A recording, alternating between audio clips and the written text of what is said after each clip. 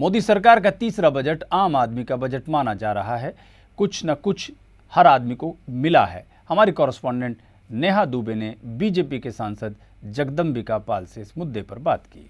इस वक्त हमारे साथ मौजूद है बीजेपी के वरिष्ठ सांसद जगदम्बिका पाल जी। बहुत स्वागत है आपका A to Z न्यूज़ में। सर, आपसे जानना चाहेंगे, आम बजट पेश हो चुका है, किस तरह से देखते हैं? देखिए, खुद प्रधानमंत्री मोदी जी ने कहा था कि कल हमारी एग्ज़ाम है और जिस तरीके से 125 करोड़ जनता के सामने हमको अपनी परीक्षा देनी है, मुझे लगता है आज जिस तरह का बजट आया है उस परीक्षा में हमारी सरकार बहुत more than first class marks से उत्तीर्ण हुई है। क्योंकि इस बजट में पहली बार आपने देखा कि देश के रूरल इंफ्रास्ट्रक्चर के लिए और देश के जो ग्रामीण बुनियादी ढांचा है उसके लिए बहुत बड़ा बजट आवंटित किया गया। 2,18,000 करोड़ बुनियादी ढांचों के लिए, जिसमें जहां कांग्रेस यूपीए की सरकार में प्रधानमंत्री का सड़क योजना के लिए बहुत कम एलोकेशन हो गया था, उसमें हमने 19,000 करोड़ का किया है। 38,000 मनरेगा में किया है और पहली बार गांव के लोगों के लिए हेल्थ प्रोटेक्शन स्कीम दी है कि हर व्यक्ति को 1 लाख का कवरेज मिलेगा। अभी तो लोग थोड़ी सी बीमारी के लिए लोगों को कर्ज लेना पड़ता है, मंगलसूत्र गिरवी पे रखना पड़ता है, और हर डिस्ट्रिक्ट हॉस्पिटल में नेशनल डायलिसिस प्रोग्राम के अंतर्गत डायलिसिस सेंटर की स्थापना है। लोगों को गैस का चूल्हा, हर गरीब को जो अभी तक केवल धुएं की आंच में हमारी बहनें या माताएं बनाती थी और टीबी की पेशेंट होती थी, उसके लिए 2,000 करोड़ का प्रोविज़न किया गया है। तो मुझे लगता है कि ये कन्याकुमारी से कश्मीर तक के लोगों को जो बात अभी तक सरकारें करती थी कि गांव की या देश गांव में रहता है 70%, लेकिन उसको वाकई अगर ये पहला बजट है जो उन गांव की आवश्यकताओं को पूरा करे। लेकिन जगदम्बिका पाल जी, एक चीज़ ये देखने को मिली है इस बजट में, किसानों का खास तौर पर ध्यान रखा गया है। लेकिन विपक्ष का कहना है कि किसानों का ध्यान इसलिए सरकार ने रखा है क्योंकि सरकार की सियासी ज़मीन खिसक रही है। किस तरह से देखते हैं? नहीं, देखिए, हम ये बात तो विपक्ष स्वीकार कर रहा है कि कम से कम हमने इस बार किसानों के लिए बजट में खूब प्रावधान किया है, किसानों का ध्यान रखा है। तो आखिर ये देश किससे बनता है? देश में 70% आबादी आज किसानों की है। तो अगर वो इसी को आरोप लगा रहे हैं, लेकिन हमारी तो ये प्राथमिकता है कि अगर देश का 70% जो मतलब लोगों की आबादी है उनके लिए बजट में जहाँ उपेक्षा होती थी और लोग कहते थे हर साल कि बजट में कॉर्पोरेट हाउसेज का ही केवल ध्यान दिया जाता है, हर साल तो पहले ये आरोप लगता था।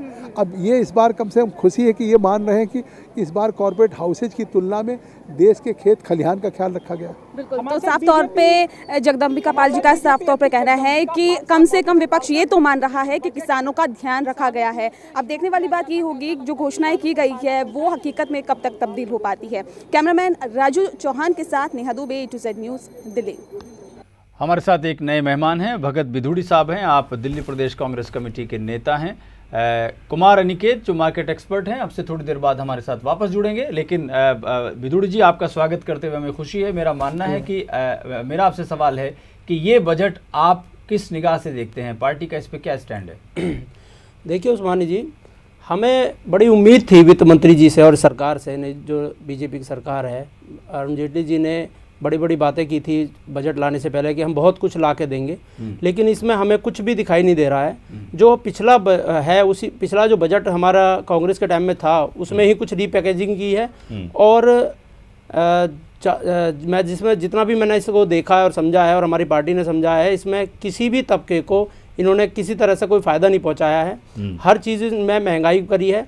आपने ध्यान दिया होगा, क्रूड ऑयल अंतर्राष्ट्रीय बाजार में इतना सस्ता है जिसका फ़ायदा ये तेल कंपनियां और सरकार उठा रही है, जो कि आम आदमी को इसका फ़ायदा मिलना चाहिए था, जो इसमें नहीं दिया। जब तक आप डीजल सस्ता नहीं करेंगे तो डेली यूज़ की जो हमारी सामान जो हम, तो आपको क्या लग रहा है कि उस पर उत्पाद शुल्क जो बढ़ता है तो वो पैसा क्या घर ले जाते हैं नेता? नहीं, घर नहीं ले जाते, लेकिन जब अंतर्राष्ट्रीय बाजार में क्रूड ऑयल का रेट बढ़ता है तो रेट बढ़ा देते हैं। जब घटता है तो उसको फायदा जनता को, आम पब्लिक को क्यों नहीं देते? मनमोहन सिंह जी से सीखा ना ये सब? जी नहीं, बिल्कुल नहीं है। आप 2014 से पहले का देखिए आप, जब क्रूड ऑयल का रेट 100-150 रुपए तक पहुंच गया था बैरल का, तब 72 रुपए पेट्रोल का रेट था, जब इन्होंने इतना शोर मचाया था बीजेपी वालों ने। आज आप क्रूड ऑयल का रेट आप चेक कीजिए, $35 पर ब्रेंट है, जहाँ कहाँ 150 कहाँ 35 रुपए, और आज क्या रेट किया इन्होंने, क्या कम किया है। और डीजल को आप देखिए, जब तक डीजल आप सस्ता नहीं करेंगे तो किराया सस्ता नहीं होगा, और जब किराया सस्ता नहीं होगा तो हमारे जो डेली यूज की जो गरीब आदमी, जो आम आदमी के लिए जो बजट बढ़ता जा रहा है, हर उनका घर का बजट, किचन का बजट बढ़ता जा रहा है, उसका सबसे बड़ा रीजन यही है। इनका इन्होंने बिल्कुल ध्यान क्या नहीं बिदुड़ी रखा जी, आपको लगता है कि मनरेगा का जो बजट बढ़ाया इस सरकार ने, आप क्या मानते हैं कि बीजेपी आपकी योजनाओं को आगे बढ़ा रही है, या उसे ऐसा लगता है कि 2 राज्यों में चुनाव हारने के बाद अगर वो वापस अपने ग्रामीण फोकस के विजन पे नहीं जाती है तो अगले 5 राज्यों के चुनाव नहीं जीत पाएगी, या आपको ऐसा लगता है कि इनके पास योजनाएं है ही नहीं, जो हैं वो सारी आपने दी है? देखिए, इनके पास कोई योजना है ना, इनके पास कोई, इन्होंने सिर्फ झूठ बोलकर सरकार, जनता को गुमराह करके सरकार में आ गए हैं, लेकिन इन्होंने एक भी मुझे बताई है जब से सरकार रही है। जी, क्या आपको भी ऐसा लगता है?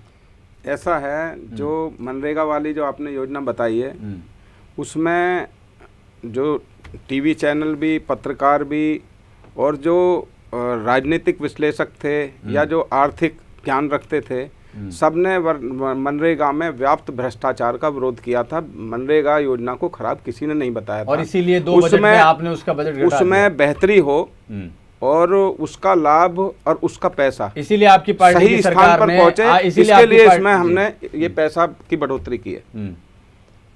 नहीं, इसीलिए पहले अंतरिम बजट में और पहले पूर्ण बजट में आपकी सरकार ने मनरेगा के बजट को लगातार घटाया। 2 राज्य के चुनाव हारे, फिर समझ में आया अरे तो गलत हो रहा है, ऐसा फिर नहीं आपने है, उसको ठीक किया। ऐसा नहीं है। उस समय हमारे पास में जो पूर्व में जो वित्त मंत्री महोदय थे, उन्होंने कुछ छोड़ा ही नहीं था। आपके संज्ञान में सारी बातें। अच्छा जी, बितुड़ी जी, देखिए, बजट में सारा कुछ पैसा ही नहीं था, घाटा मिला था। हमारे मित्र ये बोल रहे हैं कि नरेंद्र मोदी जी ने मनरेगा को चुनाव से पहले एक राष्ट्रीय बोझ बताया था। आज उसी की तारीफ करते हुए नहीं थक रहे इनके नेता। असलियत है, मनरेगा से हम जो अंतर्राष्ट्रीय सर्वे हुआ है उसके अंदर पॉवर्टी, जो बिलो पॉवर्टी के लोग हैं, उनमें बहुत बड़ा, उनको बहुत सुधार हुआ था।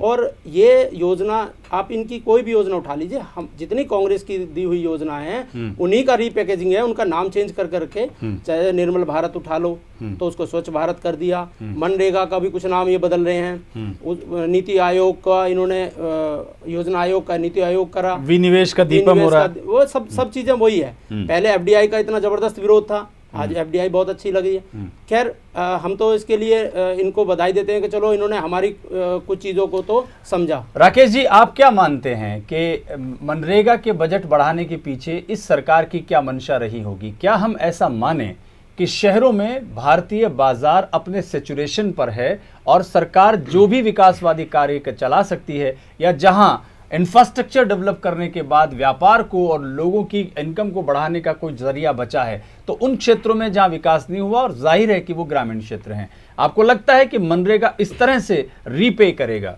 देश की इकोनॉमी को?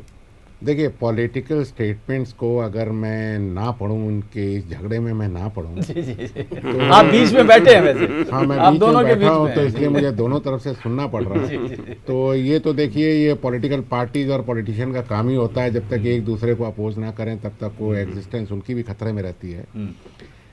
देखिए, मनरेगा का जो कॉन्सेप्ट है, वो कॉन्सेप्ट में कोई ना बुराई थी ना आज है। जो परेशानी उसकी थी, शुरुआती परेशानी ये थी कि अगर आज मैं 1 रुपया दे रहा था तो शायद उसमें से 25 पैसा या 30 पैसा ही पहुंच रहा था।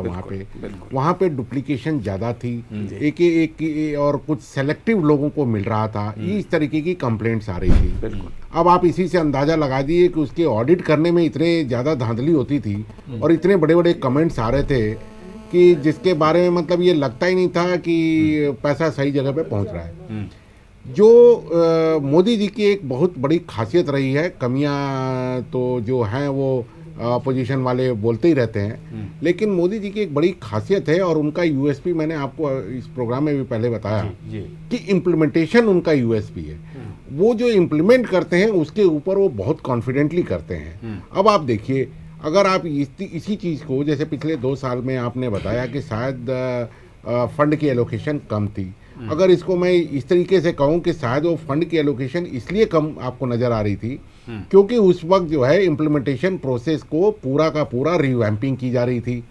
और आप वो जो इन्फॉर्मेशन अगर आप चेक करेंगे, इतना इसमें डुप्लीकेशन था और इतने ज़्यादा फ्रॉड थे कि उसको काफ़ी हद तक एलिमिनेट कर दिया गया। अब ये समय आ गया है कि जब ये पूरा का पूरा डिजिटाइजेशन किया जा रहा है और आधार से जब जोड़ा जा रहा है, तो अब जो है मनी ट्रांसफ़र या डायरेक्ट बेनिफिट का ट्रांसफ़र जो है उसको सीधे पहुंचाया जा सकता है जहां पहुंचना चाहिए। इसमें बिचौलिए काफ़ी ख़त्म हो रहे हैं। दूसरी चीज़, इनके जो कॉन्सेप्ट को मैं ले करके चलूं तो बहुत सीधी सी बात है अपने देश में कि अगर कंजम्पशन इकोनॉमी की अगर मैं बात करता हूं और डायरेक्ट ट्रांसफ़र अगर नीचे के तबकों तक पहुंचता है तो वहीं से डिमांड जनरेट होगा। इस देश की इकोनॉमी को अगर आपको आगे ले करके बढ़ाना है और अगर आज वित्त मंत्री जी ने जो कुछ भी किया है 2.25 लाख करोड़ रुपए के आसपास जो एलोकेशन आई है फार्म के लिए और इंफ्रा के लिए, अगर इस वक्त अगर वर्षा ऋतु भी थोड़ी सी मेहरबान अगर हो गई तो मुझे लगता है कि जो डिमांड पुश इकोनॉमी में नीचे से जो डिमांड जनरेट होगा, क्योंकि ये पैसा डायरेक्टली जो है उन हाथों में पहुंचाने की कोशिश की जा रही है जो कि कंजम्पशन के लिए या डिस्पोजेबल इनकम उनकी बढ़ रही है। तो उस पॉइंट ऑफ व्यू से तो मैं इसको ठीक मानता हूं। लेकिन फिर मैं उसी मुद्दे पर आता हूं कि देखिए ये पॉलिटिकल नैरेटिव बन गया है अपने देश में कि एक रॉबिन हुड का होना बड़ा ज़रूरी है। तो कहीं ना कहीं ये रॉबिन हुड प्ले करने के चक्कर में मीडियम और जो इंडस्ट्रीज़ को जो इग्नोर किया जा रहा है, जबकि आपने एक स्टेटमेंट दिया बीच में कि सूट बूट की सरकार से लेकर के अब जो है सरकार जो है गमछे और धोती की तरफ बढ़ रही है। तो एक पॉजिटिव आप ये कह सकते हैं कि चलिए सूट बूट में से ना सूट को उतारा ना बूट को उतारा, तो कम से कम उसको बचाए रखा उन्होंने, उसको ज़्यादा उतारने की कोशिश ना करते हुए पैजामा और धोती को थोड़ा सा और ठीक करने की कोशिश की है। ये इसका एडवांटेज ज़रूर है।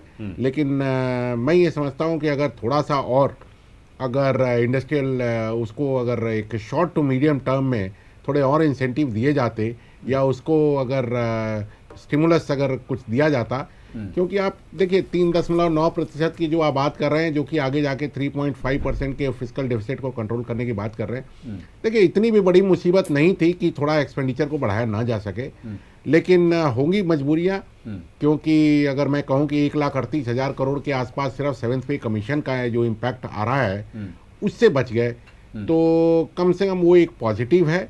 लेकिन ये डायरेक्ट ट्रांसफ़र का ये जो मुद्दा है तो और मनरेगा का जो आप कह रहे हैं कि इसको बढ़ाया जा रहा है, इसको बढ़ाने में मैं नहीं समझता कि इसमें कोई बुराई है, प्रोवाइडेड अगेन वही राइडर इसमें मौजूद था कि ये सही जगह पे पहुंचे, वहां से डिमांड जनरेट हो, उन लोगों को डिस्पोजेबल इनकम बढ़े, मेरे स्मॉल एंड मीडियम एंटरप्राइजेस को या फूड प्रोसेसिंग इंडस्ट्रीज को वहीं से स्टिमुलस मिलेगा और पूरा इंडस्ट्रियल इकोनॉमी जो है रिवाइव होगी। भाटी जी, रीपैकेजिंग का कांग्रेस का आपके ऊपर आरोप है। एक चीज़ इसमें और बता देते हैं, जो गिव अप स्कीम है गैस सिलेंडर में, ये भी कांग्रेस ने शुरू की थी, नाम फिर आपकी सरकार ने बदल दिया। अब वो कह रही है कि जो हमने अमीरों से सिलेंडर छीने गरीबों को देंगे। 5 करोड़ बीपीएल परिवारों को एलपीजी मिलेगा, जिसमें 2,000 करोड़ रुपए दिए जाएंगे। क्या आपको नहीं लगता कि अगेन फिर पैकिंग चेंज है? गिव अप स्कीम तो फिर मनमोहन गवर्नमेंट लाई थी टू। देखिए, हमारे माननीय प्रधानमंत्री जी का ये कहना है और मानना है कि वो कर्म में विश्वास करते हैं, वो मनोरथ से काम करना नहीं चाहते, वो कर्म से काम, उद्यम से और कर्म से काम करना चाहते हैं। तो बड़ा आदर्श उत्तर हुआ। जो उन्होंने घोषणाएं की हैं उनको इस बजट में उतारा गया है। पैकिंग वाली बात पे आई, इस बजट में उतारा गया जो उन्होंने कहा है। तो इसलिए ये बजट बिल्कुल संतुलित है। कांग्रेसी आइटम का जो है वो है। देखिए आप, मैं कहता हूँ कि अगर कोई भी अच्छी बात, अच्छी व्यवस्था, अच्छा सिस्टम, तो फिर तारीफ भी तो कीजिए ना। मैं बताता हूँ आपको, अगर वो कोई इम्प्लीमेंट किया गया और उसका शुद्धिकरण करके हमने उस व्यवस्था को ठीक कर रहे हैं, शुद्धिकरण, तो उसमें तो कोई संशय नहीं होना चाहिए। ये बहुत टिपिकल शब्द इस्तेमाल किया आपने। हाँ, हमने शुद्धिकरण अगर किसी का कर लेते हैं, किसी का अगर अच्छी योजना है उसका प्रशंसा करनी चाहिए। अगर उसमें खामियां थी, उनका हमने शुद्धिकरण कर लिया है, तो उसमें कोई बुराई नहीं होनी चाहिए, विरोध के लिए विरोध नहीं होना चाहिए। मोदी सरकार के तीसरे बजट में हर वर्ग को खुश करने की कोशिश की गई है। वित्त मंत्री के पिटारे में अमीर से गरीब तक सभी के लिए कुछ है। अरुण जेटली के पिटारे से निकली घोषणाओं पर सीए प्रदीप डिनोडिया ने ये कहा। जी हाँ, तो आम बजट पेश हो चुका है। वित्त मंत्री अरुण जेटली की पोटली में क्या था वो सभी के सामने आ गया है। और चलिए अब इस पर पूरी जानकारी लेते हैं और जानते हैं कि चार्टर्ड अकाउंटेंट का क्या कुछ कहना है। प्रदीप डिनोडिया हमारे सामने हैं। प्रदीप जी, बहुत स्वागत है आपका A to Z न्यूज में। Thank you very much. Pradeep ji, किस तरह से देखते हैं इस आम बजट को? बजट बहुत जो जो एरियाज को एड्रेस करना चाहिए उन एरियाज को एड्रेस करता है। और आपको पता ही है, इंडिया ज़्यादातर एग्रीकल्चरल इकोनॉमी है और रूरल इकोनॉमी है। 50% of GDP comes from rural India. तो जो रूरल इंडिया की प्रॉब्लम्स हैं, जो स्किल डेवलपमेंट है, एम्प्लॉयमेंट है, उनको जो बीमा योजनाएं हैं, जो स्वास्थ्य बीमा योजनाएं हैं, उन्होंने बहुत सारा एसेंट जो है रूरल इंडिया के ऊपर दिया है, जो अभी तक मोस्टली लिप सिंपैथी थी और अभी तक उस पर किसी फाइनेंस मिनिस्टर ने भी, वित्त मंत्री ने अभी तक इतनी तवज्जो नहीं दी थी जितनी अरुण जेटली ने दी है। मध्यम वर्ग का कहना है कि हमारे पक्ष में नहीं है, विपक्ष भी तमाम तरह के आरोप लगा रहा है कि ये जो बजट है वो अमीरों के लिए है। मेरा ख्याल है कि अगर कोई फाइन प्रिंट पड़ेगा तो शायद ये बात सही नहीं निकलेगी। हाँ। क्योंकि जो बजट है उसमें 3-4 बड़ी इंपॉर्टेंट मुद्दे हैं। एक तो आप ये देखिए कि 7.6% जीडीपी ग्रोथ है, वो तो सबको पता है। किसी भी मुल्क की इतनी ग्रोथ नहीं हुई है। दूसरा, जो पिछड़े जो मिडिल क्लास वर्ग होता है उसको सबसे ज़्यादा जो इफेक्ट करता है वो इन्फ्लेशन करता है। और इन्फ्लेशन भी WIP उन्होंने 5.4% पे होल्ड करी है। और फिर आप देखिए जो फिस्कल डेफिसिट है वो 3.5% पे होल्ड किया है। और जो रेवेन्यू डेफिसिट है वो भी 2.9 से 2.5% पे ले आए। तो ये सब चीजें दिखाती हैं कि फिजिकल डिसिप्लिन मेंटेन करते हुए भी डेवलपमेंट एजेंडा लगाया है। बिल्कुल। तो ये हमारे साथ थे प्रदीप दिनोदिया जी, जिनका साफ तौर पर कहना है कि ये दूरगामी बजट है और इसके जो परिणाम है वो सकारात्मक निकल के सामने आएंगे, लेकिन इंतजार करना होगा। कैमरामैन राजू चौहान के साथ Neha Dubey, A to Z news, Delhi. क्या बिदुड़ी जी आपको लगता है कि बजट बहुत ही जनहितैषी है, जबकि आपकी बहुत सारी स्कीमों को, मैं कुछ नाम गिना देता हूं आपको, जैसे गिव अप स्कीम है जो गैस में थी वो जारी है नए नाम के साथ। जवाहर नवोदय विद्यालय हैं, लेकिन वित्त मंत्री जवाहर नहीं बोलते, खाली नवोदय बोलते हैं। और इसी तरह से बहुत सारी और भी स्कीमें हैं। विनिवेश आयोग है, उसको दीपम किया गया। आपको लगता है कि बीजेपी के इस बजट से जो उनके स्थायी वोटर हैं, जिसको हम परमानेंट कॉन्स्टिट्यूएंसी कहते हैं अंग्रेजी में, उसको कहीं झटका लगा है कि ये उनकी आशाओं के अनुरूप बजट नहीं है? मेरा इशारा शहरों में व्यापारी वर्ग, कॉरपोरेट और सवर्ण की तरफ है। बिल्कुल ठीक कह रहे हैं उस्मानी जी आप। सबसे पहले तो मैं आपको एक बात बताऊं कि जो योजनाएं कांग्रेस सरकार लाई थी, यूपीए सरकार लाई थी पिछले 10 सालों में, वो सारी जनहित योजनाएं थी और उनका लाभ 125 करोड़ आबादी को मिला है। और उन लोगों ने ये बात आज इस बजट में इन्होंने साबित कर दी है कि हाँ, हम बिल्कुल ठीक थे। चुनाव से पहले ये सब योजनाओं का ये बहुत जबरदस्त विरोध करते थे और इनमें सब में कमियां ढूंढते थे। खैर, उस चीज़ के लिए हम इनका धन्यवाद करते हैं कि इन्होंने इस बात को माना। दूसरी बात ये जो आप कह रहे हैं, ये जो बजट आया है ये सिर्फ आने वाले चुनाव को देखकर कुछ लोगों को लुभाने के लिए सिर्फ किया गया है। उसका इन्हें कोई बेनिफिट नहीं मिलेगा, उल्टा इसका हमें नुकसान होगा। क्योंकि जो आम आदमी, हमें मतलब कांग्रेस को नहीं, देश को, अच्छा मैं देश की बात कर रहा हूँ कि इसमें देश को नुकसान होगा। क्योंकि जो हमारे 70% आबादी जो ग्रामीण क्षेत्र में रहती है, वहाँ पर स्मॉल स्केल इंडस्ट्रियल का प्रावधान है जिसमें इन्होंने कुछ नहीं दिया उनके लिए। दूसरा, इन्होंने जो इस बजट के अंदर जो हमारे माननीय वित्त मंत्री जी ने जो ये स्कीमें पर पैसे जो लगाए हैं, इसमें ना तो इंडस्ट्री पर कोई ध्यान दिया गया है, ना गरीब आदमी का ध्यान दिया गया है। जी, आपको नहीं लग रहा कि कांग्रेस का जो विलाप है, वो जो रुदन है, वो जो रो रही है, वो ये है कि बजट तो हमारे टाइप का लग रहा है, बीजेपी कैसे ला सकती है? नहीं, हम तो इस बात के लिए माननीय प्रधानमंत्री जी का धन्यवाद करते हैं कि उन्होंने हमारी स्कीम को, मतलब तारीफ कर रहे हैं ना, बढ़िया बजट है। नहीं, बजट की हम तारीफ, बजट में कमियां हैं। बजट की जो उम्मीदें थी लोगों की, जो हमारी उम्मीदें थी, भाटी जी को आपने कुछ तो प्रसन्नता दी? नहीं, भाटी जी हमारे मित्र हैं, हम उनकी हम तो। अच्छा बिदुड़ी जी, एक बात बताइए, एलपीजी में अगर ये सरकार 2000 करोड़ दे देती है, 5 करोड़ बीपीएल परिवारों को एलपीजी की बात कह देती है, 2018 तक सब गांव में बिजली लाने की बात कहती है, मनरेगा का अब तक का सबसे हाईएस्ट बजट एलोकेशन करती है, छोटे दुकानदारों की 7 दिन दुकानें खुलवाती है, इसमें दिक्कत क्या है? आप मतलब खाली इसलिए कि बस हम विपक्ष में हैं? नहीं, बिल्कुल नहीं, हम उस बात के लिए नहीं कह रहे। हम उस इसमें जो है सबसे पहली बात जो इन्होंने दवाइयों के लिए दिया है, बोला कि हम सस्ती दवाइयाँ, पहले आप उस दवाइयों को महंगा करते हैं। कैंसर की दवाइयाँ 400% महंगी हुई है पीछे, उस पर रोक नहीं लगाया जा रहा। इनको परमिशन दे दी, उस पर जो सब्सिडी देनी थी वो नहीं दे रहे, आज इलाज नहीं करा पा रहे हैं। जो एम्स के लेवल के जो अलग अलग स्टेट्स में जो प्रावधान थे वो सारे इसमें कहीं नहीं रखा हुआ, उसके लिए इन्होंने कोई बजट नहीं रखा, जिसकी सबसे ज़्यादा ज़रूरत है। आप जाकर देखिए हॉस्पिटल्स में कितना बुरा हाल है। जो कांग्रेस की चलाई हुई जो योजनाएं हैं उन पर सब पर ब्रेक लगे हुए हैं। हाईवे जितने थे नेशनल हाईवे अथॉरिटी के लिए इन्होंने कुछ नहीं रखा, वो कोई बहुत ज़्यादा नहीं रखा। क्यों कह तो रहे हैं स्टेट हाईवे को नेशनल हाईवे बनाएंगे? नहीं, जिनको रखना चाहिए नहीं, कितना बजट बढ़ा है उससे क्या होता है? आप देखिए बजट कितना है, उसमें कुछ नहीं होगा।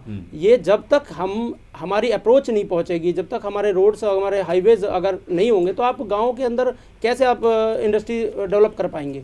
जिसकी ये बातें करते हैं कि भी मेक इन इंडिया और ये सब, वो कहाँ से होगा? सिटीज बनाने की बात कर रहे हैं। हैं जी, अब चूंकि हम आपसे विदा लेने वाले हैं, लेकिन बहुत महत्वपूर्ण प्रश्न आपसे यहाँ पर बनता है, वो ये कि अल्पसंख्यकों के मामले में आमतौर पर ये छवि है कि बीजेपी अल्पसंख्यक खासतौर से मुस्लिम वोटर को नाराज करती है या उनके वोटों की परवाह नहीं करती। लेकिन यहाँ तो अल्पसंख्यक स्कीम को न सिर्फ बढ़ाया गया है बल्कि उसका बजट भी बढ़ा है।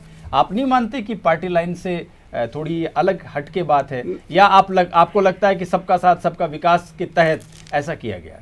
देखिए, जो अभी केंद्र में जो सरकार आई थी उसमें सभी ने हमें मत दिया, हम ऐसा मान कर चल रहे हैं। हाँ। और हमने सभी को ये कहा माननीय प्रधानमंत्री जी ने कि मैं सबको साथ लेकर चलूंगा, और उसी के मद्देनज़र ये गरीब को भी इसमें शामिल किया गया है। इसमें किसान को भी किया गया, गांव को भी किया गया है, निम्न वर्ग को भी किया गया, मध्यम आय वर्ग को भी और अमीर को भी। अमीर को भी इतना ज्यादा पहले की बनस्पत कभी इतना नुकसान इसमें नहीं है। पहली बार सबको साथ लिया है। सबको साथ लिया है, पहली बार सबको साथ लिया। और पहली बार इतना अच्छा बजट जब से हम स्वतंत्र हुए हैं आज तक इतना अच्छा बजट कभी नहीं आया है, जिसको हर एंगल से, आज भी देखिए आप टीवी पर डिबेट आ रही है, जितने भी विद्वान एनालिसिस्ट हैं उन्होंने कहीं भी इतना इसको खराब नहीं बताया जितना पीछे बताया जाता है बच्चों को। तो वो आपके सामने है लेटेस्ट। चलिए, ब्रेक पर जाने से पहले राकेश जी, मेरा आपसे एक ज़रूर सवाल बनता है, क्या हम माने कि जितना ई गवर्नेंस पे ये सरकार ध्यान दे रही है उससे किस लेवल का करप्शन कम होगा, और ये क्यों देश की ग्रोथ के लिए आवश्यक है? नहीं, ई गवर्नेंस का आने की वजह से ही आप जो करप्शन को जो कमी देख रहे हैं वो ई गवर्नेंस ही एक उसका बहुत बड़ा एक सॉल्यूशन था। बिल्कुल 125 करोड़ लोगों के देश में अगर हम लोग, और जिस लेवल पे हम लोगों में डुप्लीकेसी और करप्शन ऑलरेडी आ चुका था, उसको तोड़ने का एकमात्र तरीका जो था वो डिजिटाइजेशन करना और सीधे सीधे जो है बिचौलियों को ख़त्म करना। अच्छा, सो इस डिजिटाइजेशन से तो ज़रूर बहुत ज़्यादा फायदा हो रहा है, इसमें कोई शक की बात नहीं है, और इसको और बढ़ावा मिलना ही चाहिए, क्योंकि जब तक जो है जो बेनिफिट्स है, किसी भी फॉर्म की अगर बेनिफिट हो जिन तक पहुंचना चाहिए, अगर उन तक नहीं पहुंच रहा है, उनकी इकोनॉमी को नहीं ग्रोथ हो रहा है, तो हमारी परेशानी वही अंत में जा कर के फंसी की फंसी रह जाएगी कि 4.5 से 5% का जो टैक्स बेस है वो वहीं पे रहेगा। आप उसी को निचोड़ते रहिए, और उसके बाद से हर साल जो है कुछ ना कुछ, किसी दिन आंधी होगी, कभी फिस्कल डेफिसिट की बात होगी, कभी डिफेंस का मामला होगा, तो उनके नाम पे आप रॉबिन हुड बने रहिए और ट्रांसफ़र करते रहिए, उन 5% लोगों का पैसा जो है 95% को देते रहिए। तो वो भी एक गलत है, क्योंकि इस टैक्स बेस को बढ़ाना भी बहुत ज़रूरी है। जिस तरीके से रूरल इकोनॉमी को मेरे को लिफ्ट करना बहुत ज़रूरी है, क्योंकि ये मेरे टैक्स रेट को बढ़ाएगा, मेरी इकोनॉमी को बढ़ाएगा, मेरे इंडस्ट्रियल स्टिमुलस को बढ़ाएगा। लेकिन at the end of the day मैं समझता हूँ कि अगर टैक्स बेस बढ़ेगा और वो इकोनॉमी बढ़ेगी, तो ये रॉबिन हुड को काम ख़त्म करके एक पॉजिटिव वे में एक इकोनॉमी को एक कर्मयोगी की तरह सरकार को बढ़ने में आसानी रहेगी। वित्त मंत्री के पिटारे में आम आदमी की दशा को सुधारने पर खास जोर दिया गया है। मोदी सरकार में खाद्य प्रसंस्करण मंत्री निरंजन ज्योति ने बजट को बेहतर बताया। तो आम बजट आ चुका है और हमारे साथ मौजूद है food processing minister Sadhvi Niranjan Jyoti ji. Sadhvi ji, आपसे जानना चाहेंगे किस तरह से इस आम बजट को देखती हैं? देखिए, आम बजट को मैं एक काम की तरह देखती हूँ। अभी तक किसानों के नाम से, गरीबों के नाम से घोषणाएं होती थी, काम नहीं होता था। चाहे वो विद्युत का क्षेत्र हो, प्रधानमंत्री सड़क योजना का पैसा नहीं पूरा पहुँच रहा था, उसके लिए हो, चाहे रोड के लिए हो, पानी के लिए हो, पेयजल के लिए हो, और जिसके घर में मकान नहीं है जिसके रहने के लिए, उसके लिए भी। और मैं ये कह सकती हूँ कि यह बजट सारे समाज को स्पर्श करते हुए पंडित दीनदयाल जी के सपने को साकार करने के लिए आज का बजट जो पेश हुआ है, मुझे विश्वास है कि हमारा ये बजट काम करेगा, विपक्षियों की तरह घोषणा नहीं करेगा। भारत को कृषि प्रधान देश कहा जाता है और आपके बजट में जो आम बजट जो पेश किया गया है उसमें खास तौर पर किसानों का ध्यान रखा गया है। इसकी मुख्य वजह किसानों की दुर्दशा हो गई 62 वर्षों में। किसानों के लिए कोई काम नहीं हुआ, घोषणा की गई, खेतों में जाकर के घूमा गया, नारे लगाए गए, किसान की झोपड़ी में सोया गया, लेकिन किसानों के लिए मजबूत कोई ठोस कदम नहीं उठाया गया। इसमें माननीय वित्त मंत्री जी ने किसानों के लिए, गरीब के लिए, स्वच्छता के लिए, उपभोक्ता के लिए, उद्योग के लिए कोई ऐसा क्षेत्र नहीं बचा, चाहे शिक्षा का हो, सब क्षेत्रों में काम ये बजट छूते हुए गया है। मैं आपके माध्यम से वित्त मंत्री जी और प्रधानमंत्री जी को बहुत बहुत शुभकामना देती हूँ। बहुत बहुत शुक्रिया आपका। तो आपने सुना साध्वी निरंजन ज्योति का साफ तौर पे कहना है कि प्रधानमंत्री ने जो वायदे किए थे किसानों से, उन वादों को पूरा करने के लिए ये बजट पेश किया गया है और जाहिर तौर पे कहा जा सकता है कि आने वाले वक्त में किसानों के अच्छे दिन आएंगे, ऐसा कहना है साध्वी निरंजन ज्योति का। कैमरामैन राजू चौहान के साथ नेहा दुबे, A2Z न्यूज़, दिल्ली। तो अभी एक ब्रेक लेंगे। भाटी जी आपका बहुत बहुत शुक्रिया। और इस ब्रेक के बाद कुमार अनिकेत, मार्केट एक्सपर्ट, हमारे साथ वापस आएंगे। अभी एक ब्रेक लेते हैं।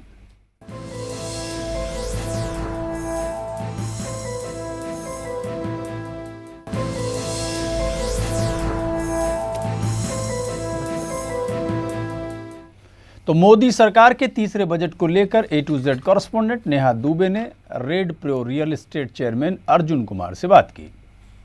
आम बजट सबके सामने है, अरुण जेटली की पोटली खुल चुकी है और उसके अंदर क्या कुछ निकला है ये आप सभी के सामने है। लेकिन फिलहाल हम पहुंच गए हैं अर्जुन कुमार जी के पास और उनसे जानेंगे, क्योंकि बिजनेसमैन है, रेड प्रो डेवलपर्स के चेयरमैन है, इनसे जानने की कोशिश करेंगे कि इनके लिहाज से, यानी कि बिजनेसमैन के हिसाब से किस तरह का रहा ये आम बजट। आपसे जानना चाहेंगे अर्जुन जी, किस तरह का रहा ये आम बजट? देखिए, जहाँ तक बजट की बात है, हिंदुस्तान के हालात इस वक्त आर्थिक तौर के ऊपर बहुत अच्छे नहीं हैं। चारों तरफ देश के अंदर लोग खुदकशी कर रहे हैं और ख़ास तौर से जितना फार्मर्स है, जहां 98% हिंदुस्तान के अंदर फार्मिंग होती थी, आज वो 60% के करीब हिंदुस्तान के अंदर रह गई है। और उस फार्मिंग के अंदर भी जो हमारा फार्मर्स है हिंदुस्तान का, वो बहुत कमज़ोरी की हालत के अंदर है। जितनी उसकी मेहनत और लागत है उसके हिसाब से उसको उतने पैसे नहीं मिल पाते हैं। लेकिन इस बजट के अंदर सबसे अच्छी बात यह है कि इन्होंने फार्मर्स की तरफ ध्यान दिया है, फार्मर्स को बढ़ावा दिया है, फार्मर्स को लोन देने की बात कही है। निश्चित रूप से अगर हम फार्मर्स को ज़्यादा अगर सुविधाएं देंगे, ज़्यादा उनको कर्ज देंगे, ज़्यादा उनको फैसिलिटीज़ मिलेंगी, तो निश्चित रूप से हिंदुस्तान एक मजबूत हिंदुस्तान बन सकेगा। बिल्कुल। तो अर्जुन कुमार जी का साफ तौर पर कहना है कि जब तक किसानों की जो अच्छे दिन नहीं आएंगे तब तक ये कहा जा सकता है कि भारत के अच्छे दिन नहीं आएंगे, और जब भारत के अच्छे दिन आएंगे तो बिजनेसमैन के भी अच्छे दिन आएंगे और जाहिर तौर पे कहा जा सकता है कि जो भारत का आर्थिक तंत्र है वो मजबूत होगा। अब देखने वाली बात यही होगी कि आखिर जिस तरह के दावे और जिस तरह की घोषणा अरुण जेटली ने वित्त आम बजट में की है, क्या उन घोषणाओं और वायदों को पूरा किया जाता है, और अगर किया जाता है तो कब तक? कैमरामैन राजू चौहान के साथ नेहा दुबे, A2Z न्यूज़, दिल्ली। तो कुमार अनिकेत, मार्केट एक्सपर्ट, हमारे साथ वापस जुड़ चुके हैं। अनिकेत जी, सागर माला प्रोजेक्ट का इस बजट में जिक्र किया गया है, ये क्या है, थोड़ा समझाएं, और क्या इससे हमें कुछ, क्या देश को क्या फायदा है? सागर माला प्रोजेक्ट जो हमारा है वो गडकरी साहब का विज़न है और इसका काफ़ी इम्पैक्ट आएगा मैन्युफैक्चरिंग पे, पूरी डोमेस्टिक इंडस्ट्री पे। सागर माला प्रोजेक्ट में ये चाइना के मॉडल पे, अगर आप चाइना में देखोगे जो मैन्युफैक्चरिंग के हब्स बने हैं, SEZs बने हैं, वो उनके पोर्ट्स के तुरंत बाद बने हैं और वहाँ पे उन्होंने रोड, वेयर हाउसिंग और सारी फैसिलिटी देकर manufacturing that to export oriented manufacturing पे जोर दिया है। सागरमाला में हमारे जो गडकरी साहब हैं उनका विज़न भी यही है कि जो बहुत सारे हमारे पोर्ट हैं, कुछ नए पोर्ट और डेवलप किया जाए और इनको एक दूसरे से जोड़ा जाए, और हर पोर्ट के साथ जो है हम पीछे वेयर हाउसिंग की और अदर फैसिलिटीज़ की मैन्युफैक्चरिंग हब्स बनाए, और जो एक्सपोर्टर हैं उनको फैसिलिटी मिले, और उन्हें कुछ इंपोर्ट करना है तो वो पोर्ट से आए। हाँ। और उनको जो कॉस्ट की जो है ना, ढुलाई का, फ्रेट का कॉस्ट वो कम हो। अच्छा। और इसमें सागरमाला का एक इम्पॉर्टेंट पार्ट है, अगर आप देखोगे गडकरी साहब ने बात की थी, वो रिवर शिपिंग को बढ़ावा देने की बात की थी कि जो अगर माल ढुलाई है, अगर आप देखोगे जिस रेट पे अगर सामान अगर लगता है, कोई सामान यहाँ से दिल्ली से या इलाहाबाद से पटना लाना है, तो जो रेल का कॉस्ट है वो रोड से कम है, और अगर आप उसको शिपिंग शिप से लाओगे पानी वाले जहाज से, उसका कॉस्ट उससे काफ़ी कम आएगा। जो हमारे, अगर आप देखोगे एक ज़माने में पाटलिपुत्रा भारत की राजधानी होती थी, पाटलिपुत्रा भारत की राजधानी होती थी और पाटलिपुत्रा पोर्ट जो था वो अपना व्यापार का एक बहुत बड़ा केंद्र था।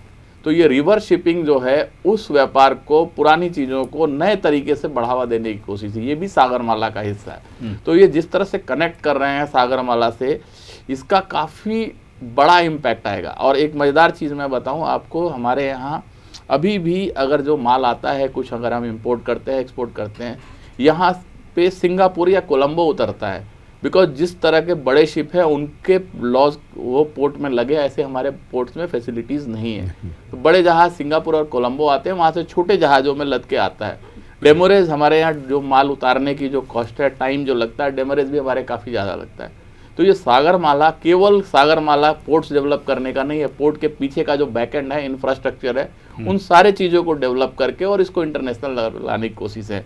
मेरा मानना ये है कि ये जैसे रेल मिनिस्ट्री में काफ़ी अच्छा बजट दिया सुरेश जी ने, वैसे ही इस बजट का जो मेन फीचर्स हैं या सबसे बड़ी जो चीज़ें हैं वो आपको परिवहन मंत्रालय की हैं। इसमें चाहे सागरमाला हो जाए या एविएशन की जो पॉलिसी की उन्होंने बात की है कि हम सारे बंद एयरपोर्ट्स को खोलेंगे, उनको चालू करेंगे।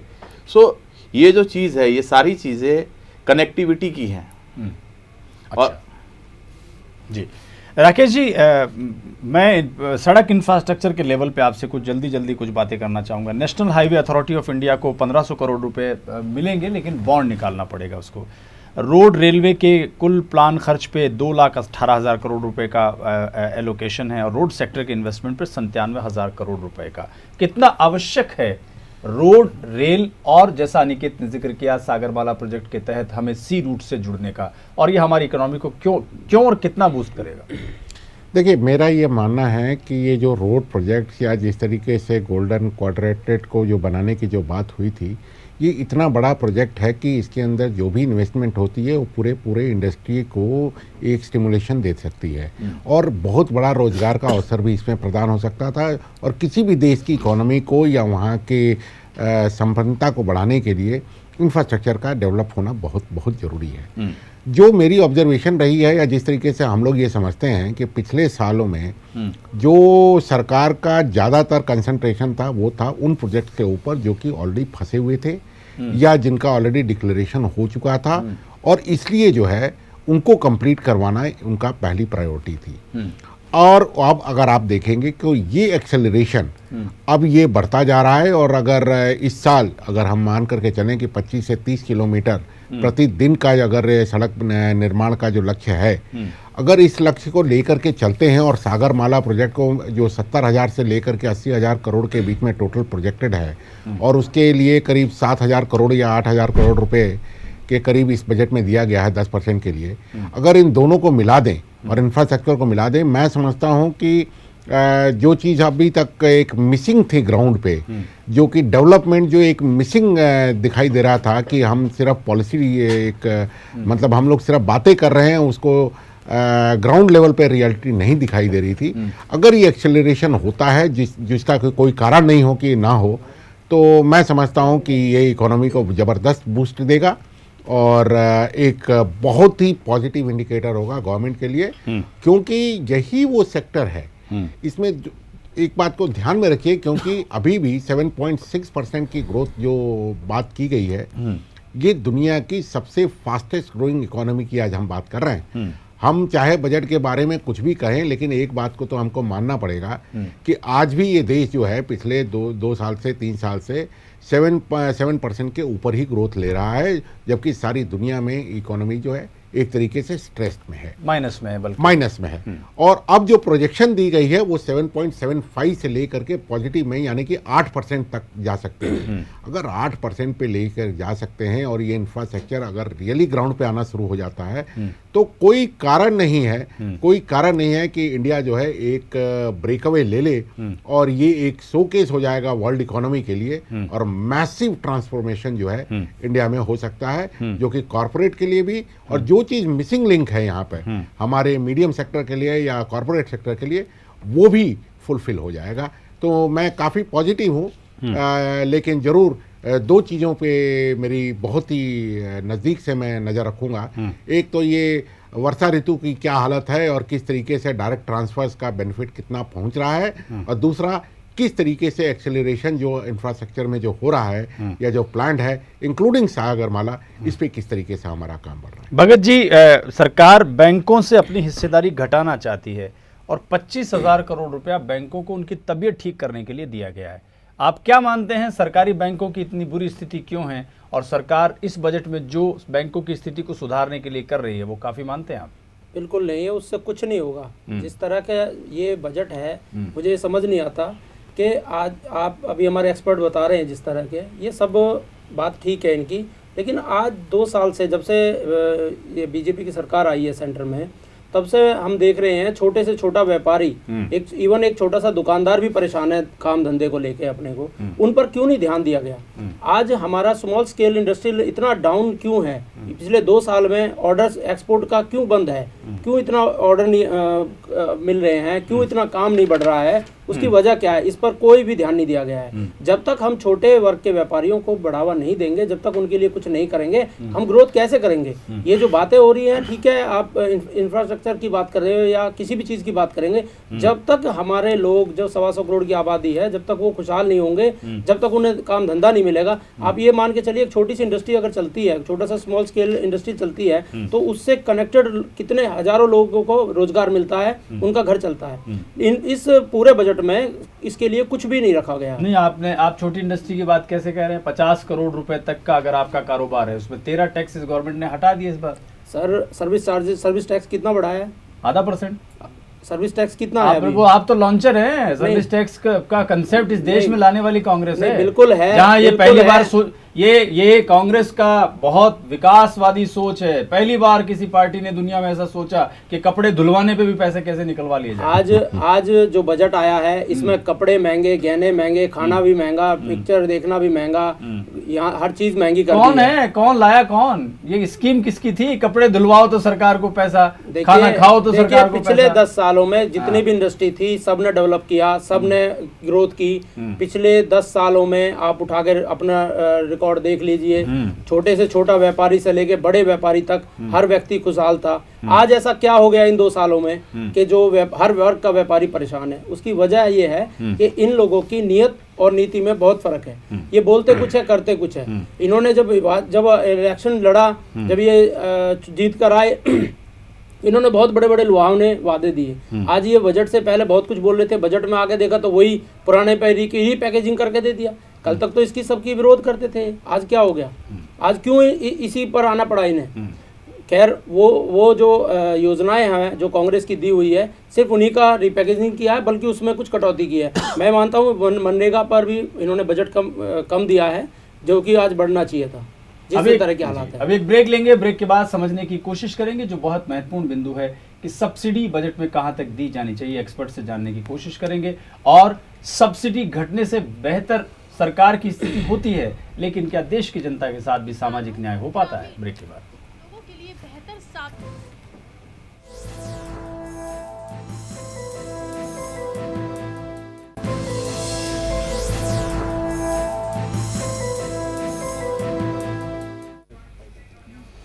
उत्तर प्रदेश के मुख्यमंत्री अखिलेश यादव ने जेटली जी के आम बजट की आलोचना की है और कहा केंद्र सरकार पर उत्तर प्रदेश की उपेक्षा की जा रही है, केंद्र सरकार ऐसा कर रही है। उन्होंने यूपी के विकास और निर्माण की अनदेखी के भी आरोप लगाए। अखिलेश यादव का मानना है कि सरकार ने बजट में एम्स और एक्सप्रेसवे जैसे बड़े कंस्ट्रक्शन के लिए कोई भी पैसा नहीं दिया।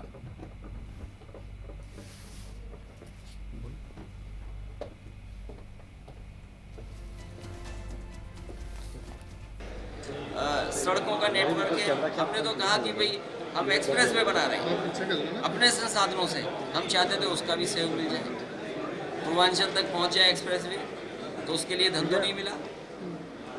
एम्स का देखना पड़ेगा, ज़मीन हम दे रहे हैं, बिजली का इंतजाम हम भी कर रहे हैं, सड़क पहुंचा रहे हैं, एम्स मिल जाए तो बहुत अच्छी बात है। 2 करोड़ देशवासियों की उम्मीद।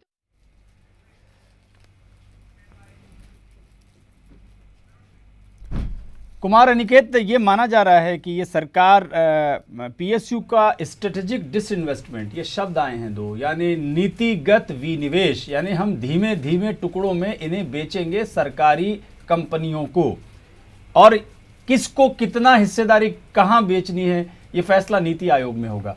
पीएसयू के वह पीएसयू जिनके लिए पंडित नेहरू ने माना था कि ये उद्योगों के मंदिर हैं, और जिनके लिए कंसेप्ट था कि सामाजिक बदलाव और प्राइवेट सेक्टर के ऊपर काबू करने के लिए ये जो सरकारी बैरियर हैं ये देश की इकोनॉमी को नहीं, आम आदमी के आर्थिक और सामाजिक हितों की रक्षा करेंगे।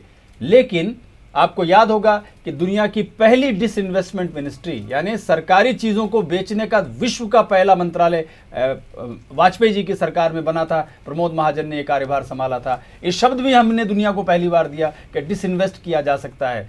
आपको क्या लग रहा है कि वही वाजपेयी जी का एजेंडा ये सरकार आगे बढ़ाना चाह रही है? पीएसयू सरकारी कब्जे की कंपनियों को उसकी हिस्सेदारी को बेचना कितना नीतिगत रूप से देश के हित में होगा?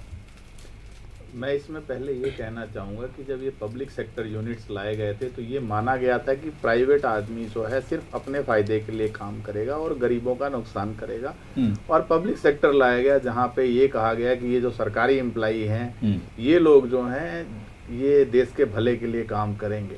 अब है कि हमारी जो पब्लिक सेक्टर यूनिट्स हैं उनका परफॉर्मेंस डिजास्ट्रस रहा है। उनमें जो भी पैसे लगाए गए वो पैसे का रिटर्न जो है ना के बराबर रहा है। अगर आप देखोगे ट्रैक रिकॉर्ड, टेलीफोन की हम बात करते हैं, टेलीकॉम मिनिस्ट्री में आपको डिसइन्वेस्ट लाने से पहले एक जमाना था जबकि लोग रात के 11 बजे का वेट करते थे क्योंकि कॉल के रेट्स 1/4 हो जाते। अगर आपको फोन लेना होता था, आपको जो BSNL ऑफिस है उसके घर चक्कर लगाने पड़ते थे, 6-6 महीने, 1-1 साल, 2-2 साल पैसे खिलाने पड़ते थे। लाइनमैन को रेगुलर पैसा देना पड़ता ताकि आपका फोन चलता रहे। उसके विपरीत जब ये प्राइवेटाइज किया गया, स्थिति ये हो गई कि अगर आप मार्केट में आज घूमते हुए कहीं गलती से कह दो कि आप सोच रहे हो एक कनेक्शन लेने का, तो अलग अलग कंपनियों के लोग, इसमें सरकारी कंपनी के लोग भी हैं, वो आपके घर की नींव खोद देंगे, आपका जीना मुश्किल कर देंगे जब तक कि आप उनको ये नहीं कह दोगे मैंने किसी और से ले लिया या तुमसे ले रहा हूँ। नहीं, लेकिन अनिकेत आप शायद कॉन्ट्राडिक्ट कर रहे हैं। इससे पीएसयू तो लेकिन बना हुआ है ना, उसके सामने कंपटीशन खड़ा हुआ। खाली एक हो गया पूरा पीएसयू बेच डालना। अगर आप ऐसा करते हैं प्राइवेट सेक्टर के सामने तो आपने सारे बैरियर ही तोड़ दिए। ये तो बिल्कुल वैसे हो गया जैसे किसी गांव के सामने बांध बन जाए तो उस पानी से वो अपनी जिंदगी को चला सकता है, खेती को बढ़ावा दे सकता है, लेकिन सब हटा देंगे तो बाढ़ में पूरा गांव बह जाएगा। आपको नहीं लग रहा कि पीएसयू को कंप्लीट वाइप आउट कर देना किसी समस्या का हल नहीं बल्कि एक नई समस्या का जन्म है? मेरा मानना है इसमें, हमें एक देश है, छोटा सा देश है सिंगापुर, उसको हम स्टडी करते हैं। उसके जो फाउंडर थे उनका कहना था government has no business to be in business. Government का काम है रेगुलेशन करना, देखना कि जो लोग हैं, व्यापारी हैं, वो प्रॉफिट की चाह में एक लिमिट से ऊपर ना जाएं, उनके बीच फेयर कंपटीशन हो। गवर्नमेंट जब भी बिजनेस करने का कोशिश करती है उस बिजनेस से लोगों का भला नहीं होता, उससे भला होता है जो IAS लॉबी बैठी है, ब्यूरोक्रेसी बैठी है, जो ज्वाइंट सेक्रेटरी बैठा है, वो पीएसयू के जो मैनेजिंग डायरेक्टर है वो इस पे डिसाइड करता है कि उसने उसके परिवार के घूमने के लिए, वेकेशन के लिए क्या व्यवस्थाएं की। बैंकिंग सेक्रेटरी, पीएसयू बैंक में बैंकिंग सेक्रेटरी अपने 2-4 लोगों को लोन दिला देता है, उसमें उसका काम हो जाता है। तो ये जो पीएसयूज हैं, क्या ये पीएसयूज लोगों के भले के लिए काम कर रहे हैं? नहीं कर रहे हैं। दूसरी चीज है, इनकी जरूरत है, हमें नहीं जरूरत है। मॉडर्न सोसाइटी में आज की जो चल रही है, मतलब ये जो स्ट्रेटेजिक डिसइन्वेस्टमेंट शब्द है, आप इसके समर्थन में? मैं इसके समर्थन में हूँ, बल्कि मेरा कहना है कि सरकार को LIC को या IDBI को डिसइन्वेस्टमेंट के नाम पर बेचकर लोगों के साथ फ्रॉड नहीं करना चाहिए। अगर आप बेचने की बात कर रहे हो तो इनकी प्रॉपर बोली लगाकर प्राइवेट सेक्टर को बेचो, गवर्नमेंट की दूसरी पीएसयूज को या पब्लिक फाइनेंस। पाटिल जी, आपकी सरकार की स्ट्रेटेजिक डिसइन्वेस्टमेंट, पीएसयू का स्ट्रेटेजिक डिसइन्वेस्टमेंट यानी सरकारी कब्जे की कंपनियों को धीमे धीमे नीतिगत आधार पर हिस्सेदारी बेचे जाने की नीति का मार्केट एक्सपर्ट कुमार अनिकेत समर्थन करते हैं। क्या आपको लग रहा है कि ये तरीका ठीक है? अभी माननीय प्रधानमंत्री जी ने पीछे घोषणा की थी कि कोई भी सरकारी उपकरण बेचा नहीं जाएगा, बंद नहीं किया जाएगा। उनके पुनरुत्थान के लिए हम कारगर कदम उठाएंगे। सरकार और पीएस यानी कि वो नहीं, बेचने का क्या मतलब भाटी जी? ऐसा होता है कि कुर्सी टेबल बेच दी, हिस्सेदारी बिकती है ना। हाँ, तो वो नहीं, वो जो डायरेक्टर्स की टेबलें लगती थी, अभी उसका देखिए उन्होंने जो कहा है उसकी शुरुआत हो गई है। अभी 19 तारीख को माननीय संचार मंत्री जी रविशंकर प्रसाद जी उस प्रोग्राम में थे और वहाँ के कर्मचारियों ने, जो MTNL के कर्मचारियों ने एक प्रोग्राम किया था और उसमें उन्होंने जो आपकी वो जो कंपनी है पंडित नेहरू जिनको उद्योगों का मंदिर बताते थे, आज उनको धीमे धीमे बेचने पे ये सरकार, पिछली बार वाजपेयी जी और अब आपकी सरकार, आपको लग रहा है कि PSU सेक्टर को बेच दे तो ठीक हो जाएगा? नहीं, इसलिए नहीं बेचना चाहिए कि जब कंपनियां आई थी और उन्होंने टेलीफोन की, जैसे एयरटेल ही आई थी, तो उस समय 16 से 22 तक इनकमिंग और आउटगोइंग की कॉल के चार्जेस थी और जैसे ही MTNL ने अपनी योजना दी मोबाइल वाली स्कीम, तो तुरंत वो 1 या 2 रुपए पे आ गई थी। इसलिए PSQ का खड़ा रहना बहुत जरूरी है और इस पर प्रधानमंत्री जी ने स्पष्ट कर दिया कि PSQ हम नहीं बेचेंगे। डिसइन्वेस्टमेंट क्या है ये आप बताइए, डिसइन्वेस्टमेंट क्या चीज है? ये तो इसका मतलब तो खत्म करना ही है ना, हिस्सेदारी खत्म करना ही हो गया ना। नहीं, खत्म नहीं करेंगे। अगर PSU हट जाएगा सरकार तो की कोई ऐसी, देखिए इसका मतलब अपने जो मित्र हैं, जो उद्योगपति मित्र हैं, आप उनको फ्री हैंड दे रहे हैं। आप वो चाहे जनता का खून चूसे, कुछ भी करे, किसी भी रेट में बेचे, कोई भी चीज वो बनाए। यही चीज पहले प्रमोद महाजन जी, स्वर्गीय प्रमोद महाजन जी के मंत्रालय में हुआ था, वाजपेयी जी की सरकार थी। भिलाई में एक इस्पात फैक्ट्री का डिसइन्वेस्टमेंट हुआ था, जिसमें ईयरली 100 करोड़ की उसकी इनकम थी, जो 1000 करोड़ में सेल आउट की थी उस टाइम पे। उस टाइम पे हमारी पार्टी ने बहुत विरोध किया था। आप मुझे बताइए कौन सी ऐसी कंपनी है जिसमें आपको अगर 100 करोड़ का आपको बेनिफिट्स मिल रहा है ईयरली और आप उसे 1000 करोड़ में आप सेल आउट कर दें? वही आज ये कर रहे हैं। आप सब चीजों को प्राइवेटाइजेशन कर, देखिए अभी कोई ऐसा उपकरण कोई बेचा है क्या? ये क्या है? नहीं, उसके हिस्सेदारी की डायरेक्टर में जो कुर्सियां लगती है, हिस्सेदारी की बात कर रहा हूँ। कोई ऐसा कोई कदम उठाया क्या सरकार ने? नहीं, वो नीति माननीय ये जो नीति बना रहे हैं वो स्पष्ट कर चुके हैं। इसका मतलब ये है कि धीरे धीरे आपके हिस्सेदारी खत्म कर रहे हैं, गवर्नमेंट की हिस्सेदारी खत्म हो रही है PSU के अंदर से। जब वो प्राइवेट हाथों में पहुंच जाएगा, उसके बाद आप क्या कर लेंगे? हम लोग क्या कर सकते हैं प्राइवेट लोगों का फिर? लेकिन भारती जी ऐसा क्या है कि आपके समर्थन में मार्केट के एक्सपर्ट है कुमार अनिकेत, ये ठीक मानते हैं ऐसा करना? ऐसा आपको क्यों लगता है कि इस अनिकेत? देखिए जी, उनका अपना अपना नुकसान फायदा सोचता है, हर आदमी अपने एंगल से सोचता है। वो उनका इसी तरीके का मानना है कि वो अपने एंगल से सोच रहे हैं उसके नुकसान फायदे। लेकिन मेरा मानना ये है कि सरकार, प्रधानमंत्री जी ने, हमारे माननीय प्रधानमंत्री जी अपने कुछ उद्योगपति मित्रों के भले के ही सोच रहे हैं। इसका मतलब ये है, जिनका ये आरोप है कि जब वो डिसइन्वेस्ट होगा उस हिस्सेदारी में उनके माननीय प्रधानमंत्री जी के वो फेवरेट उद्यमी इसमें सरकारी संस्थानों में आ जाएंगे। देखिए ऐसे माननीय प्रधानमंत्री जैसे अब है मोदी जी, ठीक है जी, निस्वार्थ भाव से काम कर रहे हैं, कर्म में विश्वास करते हैं और जहां तक मित्रों की बात है वो उनका ऐसा मानना नहीं है, विरोधी कुछ भी माने, लेकिन प्रधानमंत्री की ऐसी कोई मंशा नहीं है। तो फिर ये PSU पे डिसइन्वेस्टमेंट क्यों हो रही है भाटी जी? चलिए खबर लेते हैं और बजट पर उद्यमियों ने क्या कहा ये सुनिए। मदर डेयरी के CEO मिस्टर नागराज जी हैं। नागराज जी, किस तरीके से आप ये बजट को आज देखते हैं? जो फोकस है वो है आपका रूरल इकोनॉमी में और रूरल इंफ्रास्ट्रक्चर पे काफ़ी एम्फोसिस दिए हुए हैं और जो एनरेगा का जो है ये 3-4 चीज़ों मिलके मेरे ख्याल से और कुछ महीनों में आपको रूरल इकोनॉमी के तौर पे थोड़ा उठावा आना चाहिए। जिस तरीके से कार्स बताई गई, कार बिल्कुल महंगी होंगी। नहीं, हमारे हिसाब से जो लग्जरी गुड्स है उसके लिए वो लगाए हैं, वो जो टैक्स बढ़ाए हैं, मेरे को उस I don't have a real view on it and I think some of these items can be. कैसा समझते हैं बजट कैसा है सर आपके? Overall I think it's a good budget. It is actually pro agriculture and pro rural.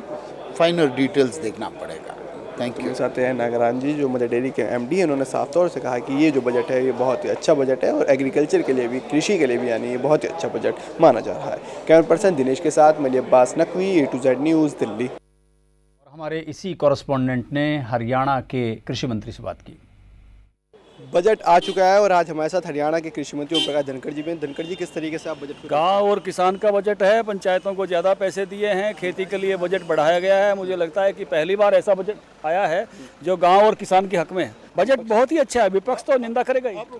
बिल्कुल, तो ये थे हमारे साथ जिस तरीके से ओम प्रकाश धनखड़ जी, उन्होंने साफ तौर पे कहा है कि जो बजट है वो किसानों के लिए है और बिल्कुल ये बजट बहुत ही अच्छा है। कैमरा पर्सन दिनेश के साथ मैं Abbas Naqvi, A to Z news, Delhi.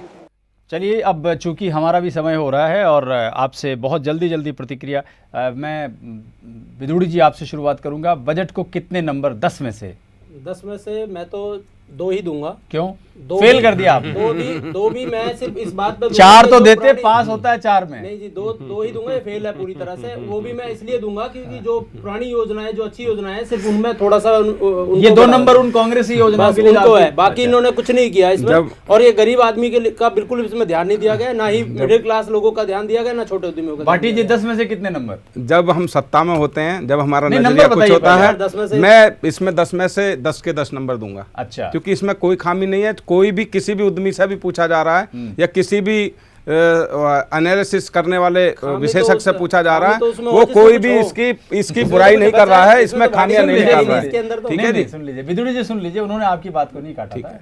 हाँ, इसमें किसी भी विशेषज्ञ ने इसका कोई विरोध नहीं कर रहा है। सब इसको सरलीकरण का बजट बता रहे हैं, गरीब के लिए बता रहे हैं, उद्यमी के लिए भी कोई खास नहीं, ऐसा नहीं है। और अभी जो आपने भी बात की थी पीछे की, जो उद्योग जो मृत हो गए, ये कांग्रेस के समय में हुए थे, उन्हें उठाने का प्रयास किया जा रहा है। हाँ, तो आप तो PSU खत्म कर रहे हैं। चलिए, नहीं कर रहे, खत्म नहीं होंगे। अनिकेत, 10 में से कितने नंबर?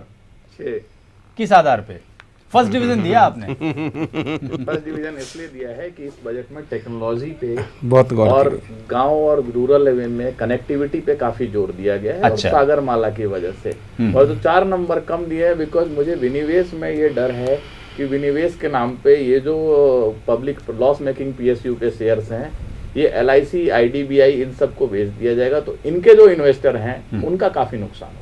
आप सभी मेहमानों का बहुत बहुत शुक्रिया। उम्मीद की जानी चाहिए कि यह बजट भारत के विकास को और आगे बढ़ाएगा। एक चुनी हुई सरकार की तरफ से पेश किए गए बजट का देश की जनता स्वागत करती है, परंतु सभी वर्गों का ख्याल रखना चुनी हुई सरकार का फर्ज भी होता है। बुलेटिन में इतना ही।